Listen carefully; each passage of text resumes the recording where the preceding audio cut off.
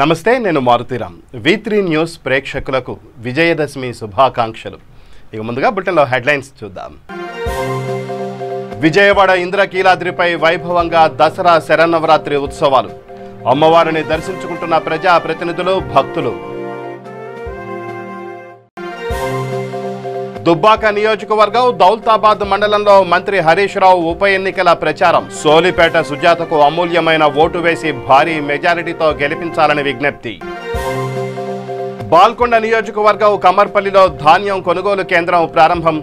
ముఖ్యమంత్రి కేసీఆర్ రైతు పక్షపాతి అన్న మంత్రి వేముల ప్రశాంత్ రెడ్డి. ప్రభుత్వం చెప్పిన పంటలు వేసి రైతులు నష్టపోయారు. రైతులను ఆదుకోవాలని డిమాండ్ చేసిన టీడీపీ రాష్ట్ర అధ్యక్షులు ఎల్ రమణ. RRR సినిమాపై ఆగ్రహం వ్యక్తం చేస్తున్న ఆదివాసీలు. చరిత్రను పూర్తిగా అర్థం చేసుకుని సినిమా తీయాలని దర్శకుడు రాజమౌళికి హెచ్చరిక.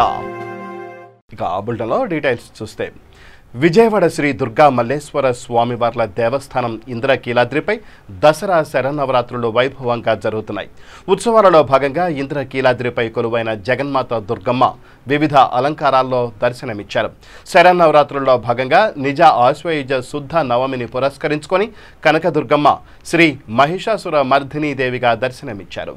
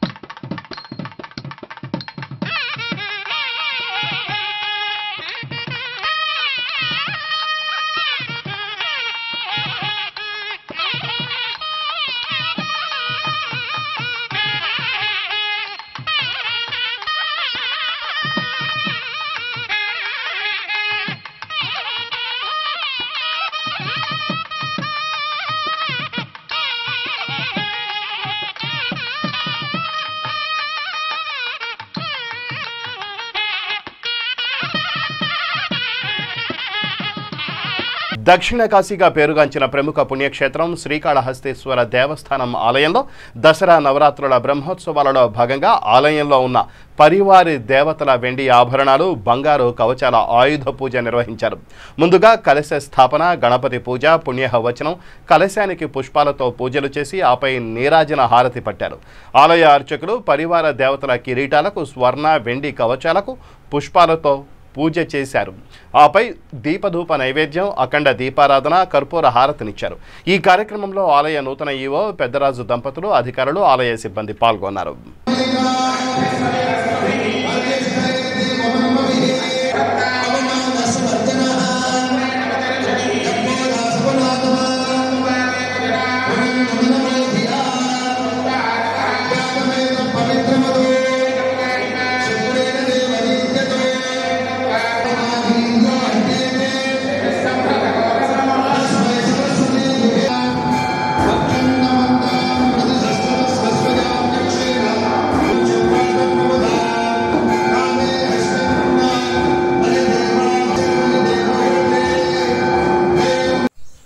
నమః శివాయ. శ్రీ జ్ఞానప్రసూనాంబా సమేత శ్రీ కాళహస్తీశ్వర స్వామి నమః. శ్రీకాళహస్తి క్షేత్రమందు అమ్మవారి యొక్క జ్ఞానప్రసూనాంబికాదేవే కాకుండా ఈ యొక్క దేవాలయానికి అనుబంధంగా ఉన్నటువంటి అన్ని దేవాలయాల ముందు కూడా ఈ యొక్క దసరా ఉత్సవాలు చేయడం వస్తున్న ఆచారము. అందులో ముఖ్యంగా ఈ కాళహస్తి క్షేత్రంలో కనకాచలమైనటువంటి ఒక చక్కనైనటువంటి అమ్మవారు ఉంది. కనకాచల ఒక గిరి పైన అమ్మవారు దుర్గాదేవిగా వెలిసి ఉన్నారు. ఆ అమ్మవారికి కూడా ప్రతిరోజు కూడా ఈ యొక్క అభిషేకము మరియు కలశస్థాపన మరియు అక్కడ ఒక వేద పండితులు పూజాది కార్యక్రమాలు, అలాగే ప్రతిరోజు అలంకారము ఇత్యాది అన్నీ కూడా జరుగుతూ వస్తూ ఉంటాయి. అక్కడ కూడా ఈ సంవత్సరం ఏర్పాటు చేశారు ఏకాంతంగా. అలాగే గ్రామదేవతల ఆలయాల్లోని దక్షిణ కాళికాదేవి ఇత్యాది ఆలయాలు, అన్ని ఆలయాల్లోని కూడా ఈ దసరా ఉత్సవాలు అత్యద్భుతంగా శాస్త్రీయంగా ఏర్పాటు చేసి ఉన్నారు దేవస్థానం వారు. కాబట్టి లోకక్షేమంగా ఉండాలని, జనులందరూ కూడా సుభిక్షంగా క్షేమంగా ఉండాలని కోరుకుంటూ ఉన్నాము. ఓం నమః శివాయ. దుబ్బాక నియోజకవర్గం దౌలతాబాద్ మండలం గోవిందాపూర్, మధిర, పోసాన్పల్లి గ్రామాల్లో నిర్వహించిన ఎన్నికల ప్రచారంలో మంత్రి హరీష్ రావు పాల్గొన్నారు. ఈ సందర్భంగా మంత్రి హరీష్ రావు మాట్లాడుతూ దుబ్బాక ఉప ఎన్నికల్లో కాలిపోయే మోటార్లు, బాయికాడ మీటర్లు, ఉచిత కరెంటుల మధ్య పోటీ అన్నారు. కాలిపోయే మోటార్లు అంటే కాంగ్రెస్, బాయికాడ మీటర్లు అంటే బీజేపీ, ఉచిత కరెంట్ కడుపు నిండా సంక్షేమం అంటే టీఆర్ఎస్ పార్టీ అని వివరించారు. బతుకమ్మ పండగ రోజు కూడా పెద్ద ఎత్తున వచ్చిన అక్కా చెల్లెళ్ల అభిమానం చూస్తే చాలా ఆనందంగా ఉందన్నారు. 70 ఏళ్ల కాంగ్రెస్, బీజేపీ పరిపాలనలో లేని అభివృద్ధి, 5 ఏళ్ల టీఆర్ఎస్ పాలనలో విప్లవాత్మక మార్పులు తెచ్చామన్నారు. సోలిపేట సుజాతకు అమూల్యమైన ఓటు వేసి భారీ మెజారిటీతో గెలిపించాలని కోరారు. 24 గంటల నాణ్యమైన ఉచిత కరెంటు కేసీఆర్. దుబ్బాకల పోటీ ఎవరికైతుంది అనుకుంటున్నారు? కాలిపోయే మోటార్లోనికి, బాయికాడ మీటర్లోనికి, ఫ్రీ కరెంటుకు మధ్య పోటీ అవుతుంది. మనం ఎన్నికుందాం ఒకడేమో కాలిపోయిన మోటార్ లోడు, ఇంకోడేమో బాయికాడ మీటర్ లోడు, ఇంకోడేమో ఫ్రీ కరెంట్ ఇస్తా 24 గంటలు అంటుండు. మరి పోసాన్పల్లి దిక్కుంటది, కాలిపోయిన మోటార్లు దిక్కుంటదా, బాయికాడ మీటర్లో దిక్కుంటదా? మరి ఫ్రీ కరెంట్ అంటే ఏ గుర్తు కొట్టేయాలి? మరి జరగ చూసుకోండి జాగ్రత్త. అదే విధంగా ఒక నిమిషం, ఇవాళ మా పోసాన్పల్లి కాడ బీడీలు చేసే అక్క చెల్లెలు చాలా మంది ఉంటారు. ఇక 80 మందికి నెలకు 2,116 రూపాయలు ఇస్తున్నాం. ఒక్కరు కాదు, ఇద్దరు కాదు. ఈ బీజేపీ వాళ్ళు ఎక్కడైనా ఇస్తారా అక్క? వాళ్ళందరూ మెల్లగా మీ ఊళ్ళకి వచ్చి మీ చెవులలో మనం చెప్పింది కదా, దుబ్బాకల రాజకీయపేట కాడికి పోయిందట. పోయి షార్ట్ కు అక్క 80 ఇచ్చిన 81 తీయనా, ఎందుకు పట్టవా? అయితే బీజేపీ వాళ్ళు ఏం చేస్తున్నారంటే బాయిల కాడికి పోయి మెల్లమెల్లగా ఇళ్లకి పోయి బీడీల పెన్షన్లలో 1600 మేమే ఇస్తున్నాం, కేసీఆర్ 400 ఇస్తుందని మెల్లమెల్లగా పోయి చెవులలో షార్ట్ చెప్తున్నాం. ఎవరైనా అమాయకులు మీరేమో ఆగమైతున్నారు కొంతమంది. మరి నేను చూసి మొన్న అడిగిన, ఇప్పుడు నరేంద్ర మోడీ గారి సొంత రాష్ట్రం బీజేపీ, ఆయనది గుజరాత్. వాళ్ళ గుజరాత్ లో రూపాయి ఇస్తుండ్రా బీడీకోలో? కర్ణాటకలో గవర్నమెంట్ బీజేపీ ఉన్నది, రూపాయి ఇస్తుండ్రా ఇక్కడ? మహారాష్ట్రలో రూపాయి ఇస్తుండ్రా ఇక్కడ? ఒక్క మన తెలంగాణలో ఇస్తున్నారు. అయితే వాళ్ళకి మంచి పేరు వచ్చింది కేసీఆర్ కు. బీడీలో ఒక్కడు కూడా మాకు ఓటేస్టేట్ లేడని షార్ట్ పోయి 1600 మాయ అంటూ మీరు అమాయకులు ఆయనతో నిజమేమో అనుకుంటారు. ఒక అబద్ధాన్ని 100 సార్లు ఆడితే నిజమైద్దట. చెప్పిందే చెప్తే ఏమో కావచ్చు అనుకుంటారు కదా మీరు. నేను చూసి మన కోపానికి వచ్చి బాల్కొండ నియోజకవర్గం కమర్పల్లి మండల కేంద్రంలో వ్యవసాయ సహకార సంఘం ఆధ్వర్యంలో ఏర్పాటు చేసిన ధాన్యం కొనుగోలు కేంద్రాన్ని మంత్రి వేముల ప్రశాంత్ రెడ్డి ప్రారంభించారు. ఈ సందర్భంగా ఏర్పాటు చేసిన సమావేశంలో మంత్రి మాట్లాడుతూ, తెలంగాణలో జరుగుతున్న రైతు సంక్షేమ కార్యక్రమాలు చూస్తుంటే ఆంధ్ర వాళ్లు ఎగతాళి చేసిన మాటలు గుర్తుకొస్తాయన్నారు. ముఖ్యమంత్రి కేసీఆర్ రైతు పక్షపాతి అని, జనరంజక పాలన అందిస్తున్నారని తెలిపారు. ఆంధ్ర వాళ్లు నీళ్లు రావన్నారని, ప్రపంచంలోనే అతిపెద్ద లిఫ్ట్ ఇరిగేషన్ ప్రాజెక్టును కట్టుకున్నామని తెలియజేశారు. మీకు పరిపాలన చేతనైద్దా అని అవహేళన చేశారని, కానీ పరిపాలనలో సంక్షేమ కార్యక్రమాల అమలులో దేశంలోనే నెంబర్ 1 స్థానంలో తెలంగాణ నిలిచిందన్నారు.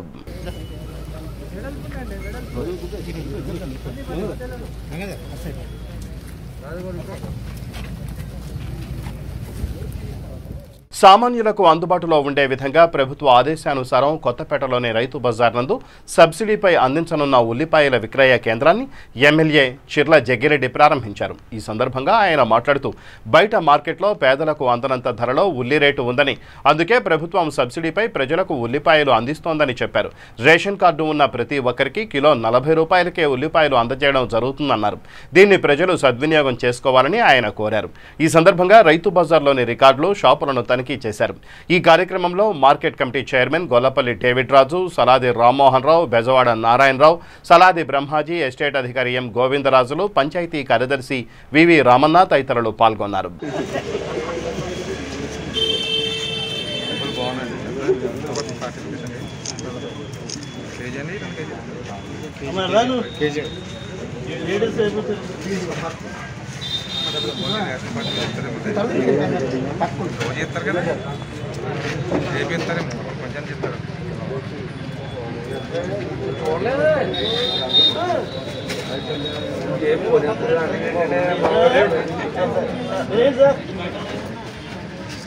సార్ ఎలా చూడండి సార్ దేవుడి సార్ దేవుడి గారు ఓకే ఓకే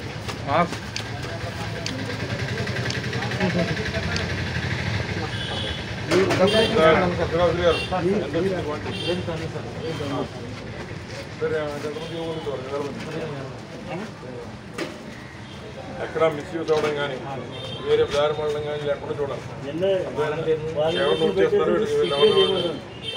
రాజన్న సిరిసిల్ల జిల్లాలో రైతుల పరామర్శ పర్యటనలో భాగంగా తెలుగుదేశం పార్టీ రాష్ట్ర అధ్యక్షులు ఎల్ రమణ వేములవాడలో మీడియాతో మాట్లాడారు. ప్రభుత్వం మాటను నమ్మి నిర్బంధ సాగు వేస్తే వాతావరణం తట్టుకోలేక పంట సాగు కాలేదన్నారు. గంభీరావుపేట మండలంలో ప్రభుత్వం వేయమని చెప్పిన పంట వేసి రైతు నష్టపోయాడని తెలిపారు. రైతుల పక్షాన ప్రభుత్వ నిర్లక్ష్య పాలన ఎండగట్టడానికి ఉద్యమాలు, పోరాటాలు చేయక తప్పదన్నారు. వన్ బై వన్ అయ్యింది, మనం తక్కువ మంది ఉన్నాం కదా.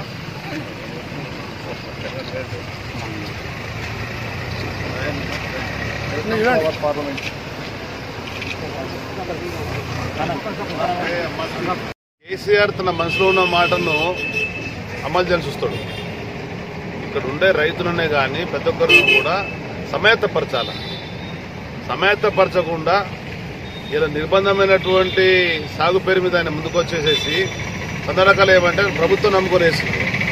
ఇవాళ అవి వాతావరణం తట్టుకోలేక తెగుళ్ళ బారిన పడి మొత్తం కూడా అంటే పంట పోయే పరిస్థితి వచ్చింది. అదేవిధంగా మొక్కజొన్న అంతర పంటగా వేసుకోవచ్చు చెప్పన్నాడు.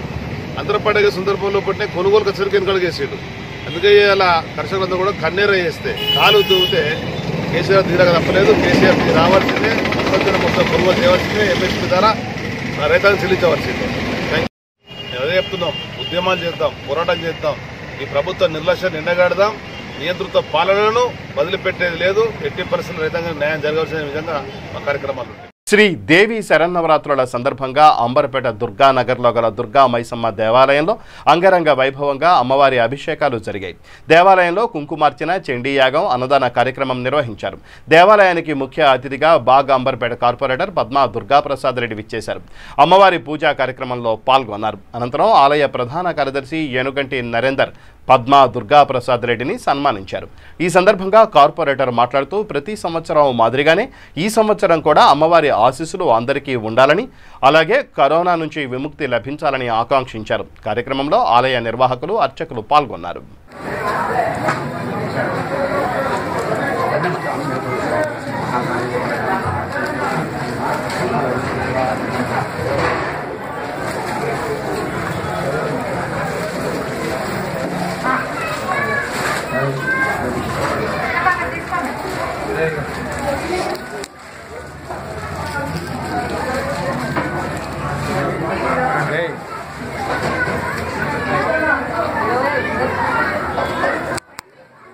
కలిసిమెలిసి చేసుకుంటారు.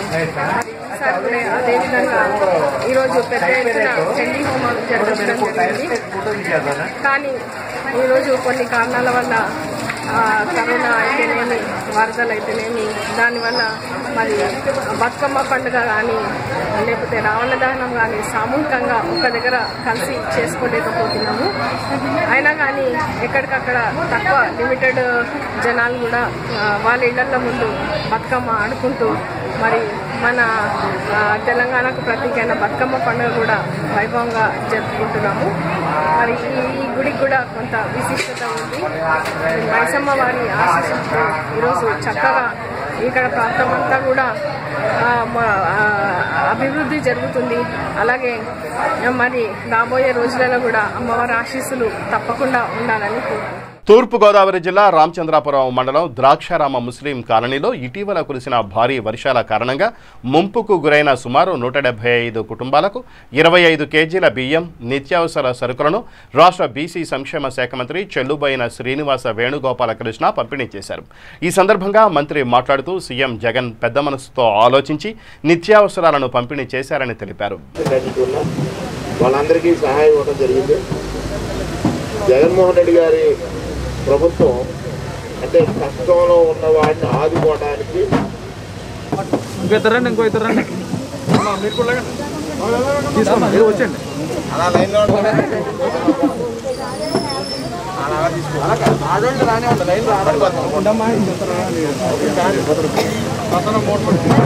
ఇటీవల కురిసినటువంటి అధిక వర్షాలకి ద్రాక్షారామ ముస్లిం సోదరులు నివసించేటువంటి కాలనీ ముంపుకు గురైంది.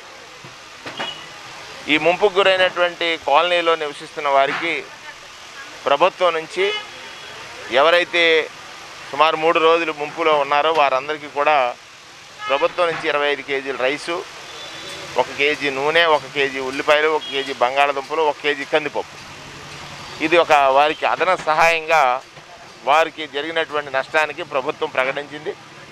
ముఖ్యమంత్రి వర్యులు జగన్మోహన్ రెడ్డి గారు ఈ రాష్ట్రంలో ఎవరికి ఆపదొచ్చినా వారిని ఆదుకోవడానికి ఒక మనసున్నటువంటి వ్యక్తిగా దీనితో నిరూపితమైంది. ఇప్పటికే కోవిడ్ వచ్చిన తర్వాత 10-15 రోజులకి ఒకసారి రేషన్ పంపిణీ జరిగింది. ఒక సందర్భంలో 1000 రూపాయలు క్యాష్ ఇచ్చారు. ప్రతి సందర్భంలోనూ ఈ రకంగా కందిపప్పు, నూనె, ఉల్లిపాయలు, తర్వాత బంగాళదుంపలు ఇచ్చినటువంటి దాఖలాలు ఉన్నాయి. ఒక్కటే ఇవాళ మా ప్రభుత్వానికి ఉన్నటువంటి చిత్తశుద్ధి ప్రజారోగ్యం పట్ల కానీ, ప్రజల కష్టాలు ఆదుకోవడంలో కానీ మరి ఏ ప్రభుత్వం కూడా జగన్మోహన్ రెడ్డి గారి ప్రభుత్వానికి సాటి రాదనే విధంగా ఈ సహాయ సహకారాలు అందిస్తూ ఉన్నాం. ఇప్పటికే ఈ రాష్ట్రంలో ఉన్నటువంటి ప్రతిపక్షాలు ప్రభుత్వం చేస్తున్నటువంటి సంక్షేమ కార్యక్రమాలని చూసి వార్వలేక ప్రజలందరూ సుభిక్షంగా ఉంటే వారిని ఏదో విధంగా అసత్య ప్రచారాలు చేసి అశాంతిని సృష్టించి ఈ రాష్ట్రంలో పబ్బం గడుపుకోవాలనేటువంటి ఒక ప్రయత్నం చేస్తూ ఉన్నారు.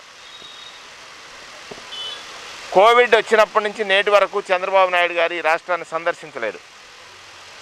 హైదరాబాద్లో ఉండి జూమ్ యాప్ ద్వారా అంటే ప్రజల్ని ఎంత అమాయకులు అనుకుంటున్నాడు ఆయన. కష్టం వచ్చినప్పుడు విశాఖపట్నంలో పెద్ద ఘటన జరిగింది రాలా. ఈ రాష్ట్రంలో కోవిడ్ సమయంలో ప్రజలు చాలా భయంతో ఉన్నారు. ప్రతిపక్ష నాయకుడికి అతను పాత్ర పోషించలా.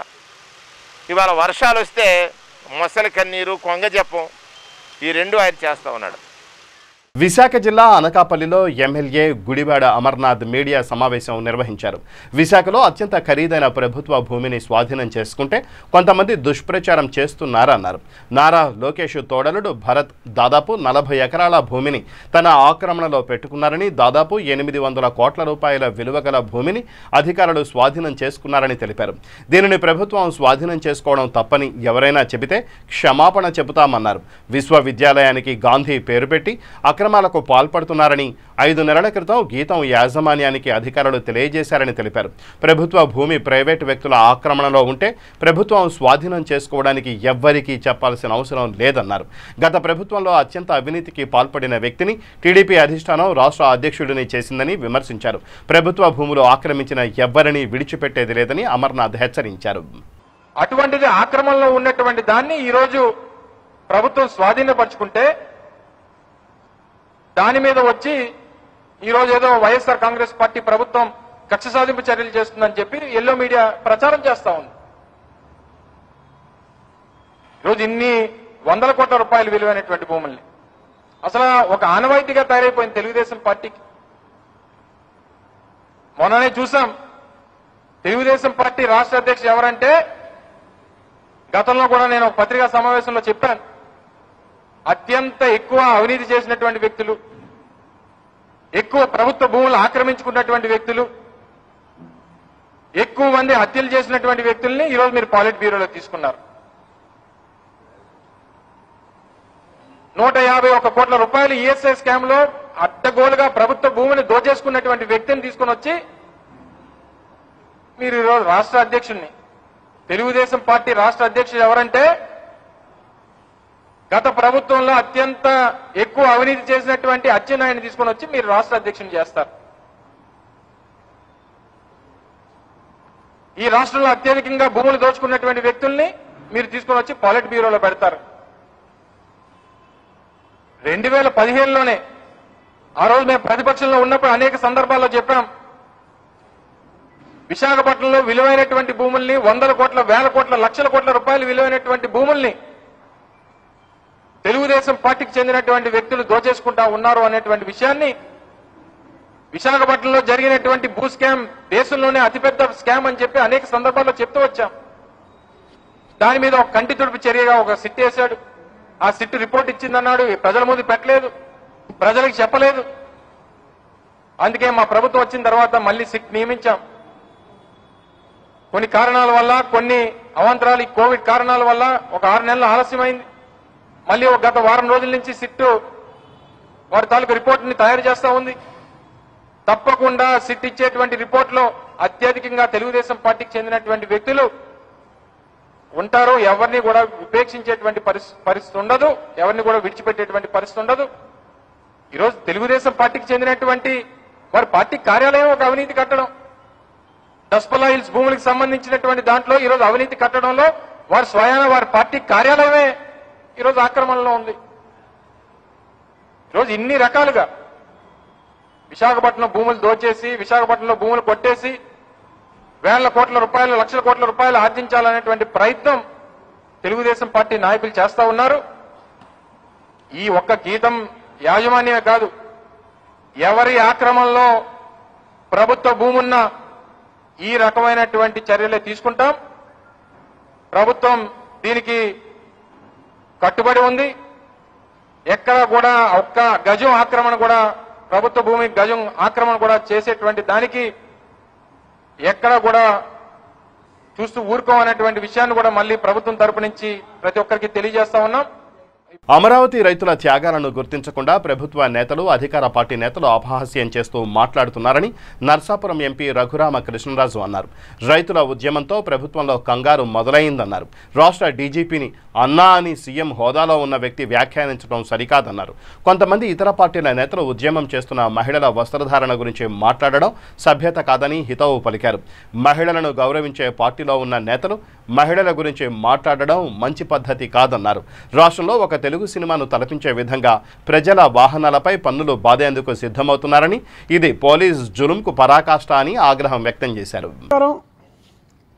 రాజధాని రచ్చబండకు స్వాగతం.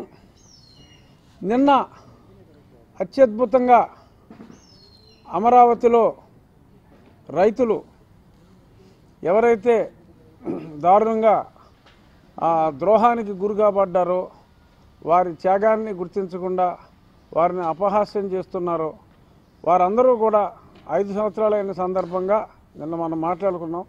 చాలా అద్భుతమైన ప్రదర్శన ప్రభలతో చక్కగా నిర్వహించడం జరిగింది. మరి అది చూసి పోలీసు అనుమతులు అన్నీ తీసుకున్నప్పటికీ అంత రేంజ్లో, ఎందుకంటే మొన్నటిదాకా కామెంట్లు చేసేవారు కదా, పనికి మాలిన పిచ్చి వాళ్ళందరూ, 30 మంది ఉన్నారు పెయిడ్ ఆర్టిస్టులు అంతే అని ఉద్యమాన్ని చూసి చవకబారు మాటలు మాట్లాడిన వాళ్ళందరూ ఒక్కసారి గుండెలు బద్దలైపోయేలా, అమరావతి రైతులు దిక్కులు పిక్కటిల్లేలా వారు చేసిన నినాదాలు, అది చూసి కంగారుపడి పోలీసు అనుమతి ఇచ్చిన తర్వాత కూడా మరి నిన్న మళ్ళీ వాళ్ళని మేము 4 గంటలకి మరి ఎవరు వాళ్ళు 3 రాజధానులు కావాలి అని అమరావతిలోనే వాళ్ళేనంట అక్కడ వాళ్ళకే 3 రాజధానులు కావాలి అని. ఏమండి ప్రజలు ఏమన్నా చెవిలో పువ్వులు ఎటు కూర్చున్నారండి? మీరు రాసుకోవాలంటే అసలు అర్థం పద్ధం ఉందా? అసలు బుద్ధి ఉందా మీకని అడుగుతున్నా. 3 రాజధానులు కావాలని ఎవడు అడుగుతా అండి? విశాఖపట్నం వాడు అడిగితే అడగాలి, కర్నూలు వాడు అడిగితే అడగాలి. అమరావతి మాకు అమరావతి ఒక రాజధాని సరిపోదు, మాకు కర్నూలులో రాజధాని కావాలి, మాకు వైజాగ్లో రాజధాని కావాలని బుద్ధి ఉన్నాడు ఆడని అడుగుతా అండి. ఏం చేసిన అర్థం ఉండేలాగా చేయండి. సిల్లీగా, స్టూపిడ్గా, చైల్డిష్గా, ఫూలిష్గా ఏంటిది? అమరావతి మాకు అమరావతి సరిపోదు, నాకు కర్నూలులో ఒకటి కావాలి, నాకు వైజాగ్లో ఒకటి కావాలని అడుగుతాడా? అన్నం తింటున్నారా, గడ్డి తింటున్నారా? ఎవరు అడుగుతారు? ఎవరు అడగరు. ఇంగిత జ్ఞానం ఉన్న ఎవరికైనా అర్థమవుతుంది ఇది పెయిడ్ ఆర్టిస్టుల పని అని. ఎలాగా పెయిడ్ ఆర్టిస్టులు అఫోర్ ఎలాగ పెయిడ్ ఆర్టిస్టులు అంటే ఇందులో చాలా ఇది కాదు, ఇంకో ఫోన్ చాలా స్పష్టంగా ఉంది, వాడచ్చుకో ఫోను. ఇందులో ఆటోల్లో ఏది 4 గంటలకల్లా ఈ ఉద్యమం చూసి దిగ్భ్రాంతికి గురై అక్కడ పెయిడ్ ఆర్టిస్టులు సప్లయర్ ఒక ఆయన ఉన్నాడు, ఆయన ప్రజాప్రతినిధి అని కూడా అంటున్నారు. మరి అంతవరకు కరెక్టో? మరి ఒక ప్రజాప్రతినిధే ఈ జూనియర్ ఆర్టిస్ట్ సప్లయర్ పోస్ట్ తీసుకున్నా అంట. ఇది ఇలాగ ఆటోల్లో ఎలాంటి ఒక 30-40 ఆటోలు పెట్టి వీళ్ళకంట ఈ ఆటోలో వెళ్తున్నారు చూసారా జనం, వీళ్ళు కర్నూలులో క్యాపిటల్, విశాఖపట్నంలో క్యాపిటల్ కావాలంట. వాళ్ళకి ఎందుకు వెళ్తున్నారో కూడా తెలియదు. 1000 రూపాయలు ఇచ్చారంట వీళ్ళకంట. చూశారుగా. ఇంద్రకీలాద్రిపై కొలువైన దుర్గమ్మ అమ్మవారిని మాజీ హోంమంత్రి టీడీపీ నేత నిమ్మకాయల చినరాజప్ప దర్శించుకున్నారు. కోవిడ్ నిబంధనలకు లోబడి దుర్గగుడి వద్ద ప్రభుత్వం ఏర్పాట్లు చేసింది. పరిమిత సంఖ్యలో భక్తులను దర్శనానికి అనుమతిస్తున్నారు. పలు ప్రాంతాల నుంచి భవానీలు అమ్మవారి దర్శనం కోసం తరలి వస్తున్నారు. భవానీలకు తగిన ఏర్పాట్లు కల్పించాల్సిన బాధ్యత దేవస్థానంపై ఉందని చినరాజప్ప తెలిపారు. కరోనా నుంచి ప్రజలకు విముక్తి లభించి సుఖశాంతులతో ఉండాలని అమ్మవారిని కోరుకున్నానన్నారు.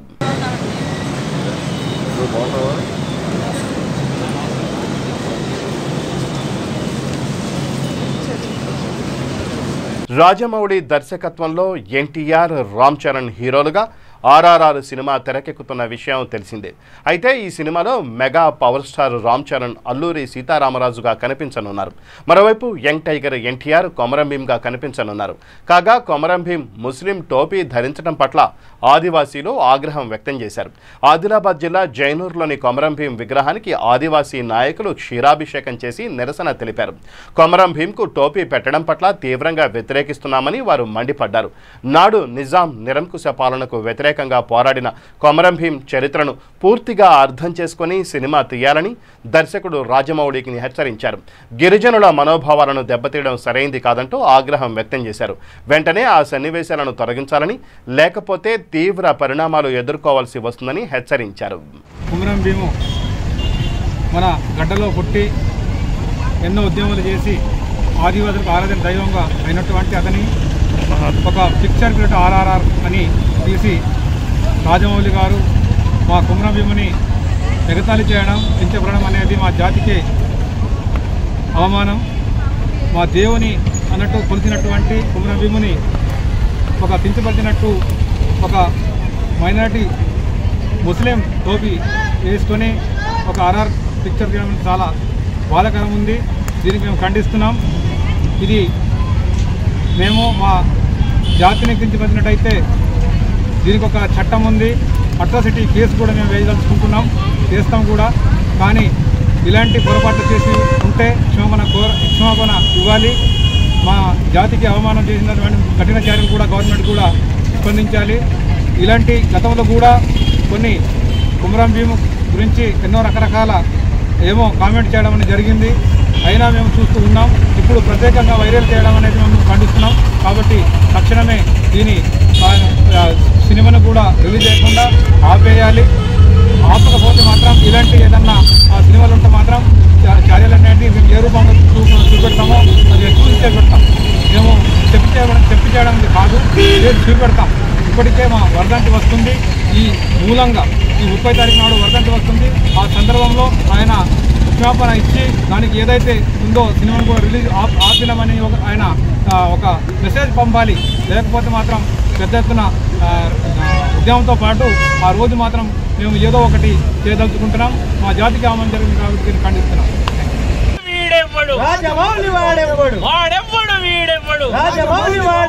ఆదివాసుల గడ్డొస్తే ఈరోజు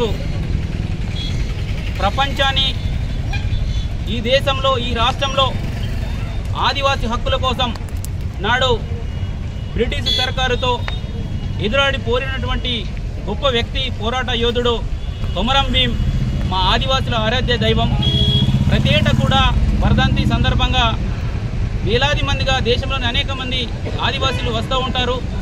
దానిలో భాగంగా ఆదివాసీలకు సంబంధించినటువంటి ఏదైతే పోరాటం చేశారో కొమరం భీం గారు వారి యొక్క యాథార్థ కథను మరి సినిమా రూపంలో చూపించింది పోయి ఎవరండి ఈ రాజమౌళి ఎవడు? ఆదివాసీల యొక్క సంస్కృతి సాంప్రదాయాలను తెలియకుండా ఇక్కడ ఉన్నటువంటి రాయ్ సెంటర్లు కావచ్చు ఆదివాసీ సంఘాల మేధావులను ఇక్కడ ఆదివాసీ మేధావులను ఎవరిని అడగకుండా కేవలం డబ్బు కోసమే మరి ఈరోజు కొమరం భీము పాత్రతో ఎన్టీఆర్ను చూపెడుతూ మరి ఇక బులెటిన్ ముగించే ముందు హెడ్లైన్స్ మరోసారి. విజయవాడ ఇంద్రకీలాద్రిపై వైభవంగా దసరా శరన్నవరాత్రి ఉత్సవాలు. అమ్మవారిని దర్శించుకుంటున్న ప్రజా ప్రతినిధులు భక్తులు.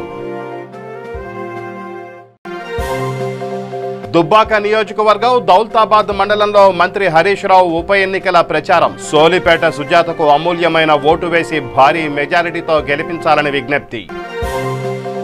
బాల్కొండ నియోజకవర్గం కమర్పల్లిలో ధాన్యం కొనుగోలు కేంద్రం ప్రారంభం. ముఖ్యమంత్రి కేసీఆర్ రైతు పక్షపాతి అన్న మంత్రి వేముల ప్రశాంత్ రెడ్డి. ప్రభుత్వం చెప్పిన పంటలు వేసి రైతులు నష్టపోయారు. రైతులను ఆదుకోవాలని డిమాండ్ చేసిన టీడీపీ రాష్ట్ర అధ్యక్షులు ఎల్ రమణ. ఆర్ఆర్ఆర్ సినిమాపై ఆగ్రహం వ్యక్తం చేస్తున్న ఆదివాసీలు. చరిత్రను పూర్తిగా అర్థం చేసుకుని సినిమా తీయాలని దర్శకుడు రాజమౌళికి హెచ్చరిక. ఇవి బులెటిన్ విశేషాలు. మరిన్ని న్యూస్ అప్డేట్స్ కోసం చూస్తూనే ఉండండి V3 న్యూస్. లక్ష్యం సమాజ హితం.